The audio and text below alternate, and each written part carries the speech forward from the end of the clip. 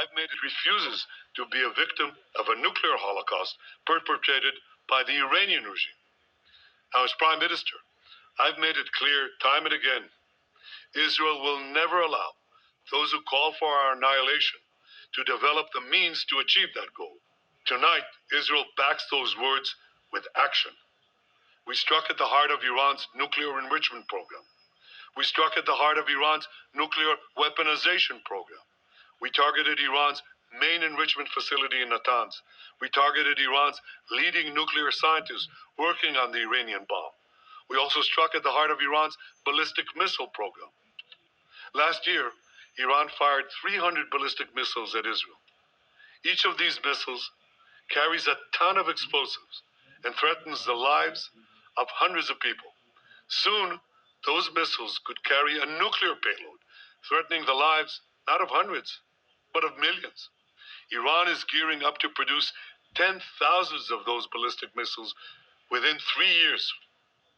Now just imagine 10,000 tons of TNT landing on a country the size of New Jersey. This is an intolerable threat. It too must be stopped. Iran is now working on what it calls the new plan to destroy Israel. You see, the old plan failed. Iran and its proxies try to encircle Israel with a ring of fire and to attack us with the horrible attack of October 7th. But the people of Israel, the soldiers of Israel, rose like lions to defend our country. We crushed Hamas, we devastated Hezbollah, we hit Iranian proxies in Syria and Yemen. And when Iran directly attacked us twice last year, we struck back inside Iran itself. Yet in defending ourselves, we also defend others. We defend our Arab neighbors. They too have suffered from Iran's campaign of chaos and carnage. Our actions against Iran's proxy Hezbollah led to the establishment of a new government in Lebanon and the collapse of Assad's murderous regime in Syria. The peoples of those two countries now have a chance for a different future, a better future. So too do the brave people of Iran, and I have a message for them. Our fight is not with you. Our fight is with the brutal dictatorship that has oppressed you for 46 years.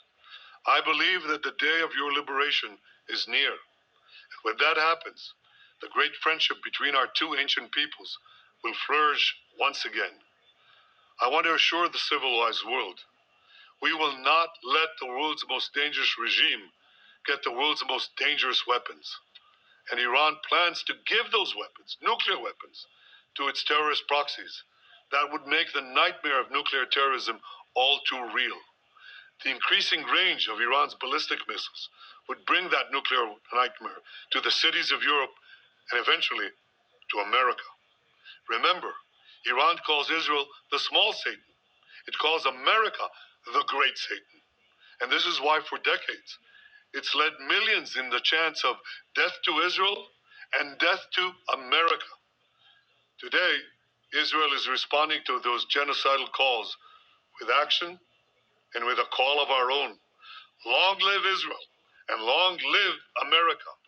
Our action will help make the world a much safer place. I want to thank President Trump for his leadership in confronting Iran's nuclear weapons program. He has made clear time and again that Iran cannot have a nuclear enrichment program. Today, it is clear that Iran is just buying for time. It refuses to agree to this basic requirement of peaceful nations. That is why we have no choice but to act, and act now. The hardest decision any leader has to make is to thwart a danger before it is fully materialized.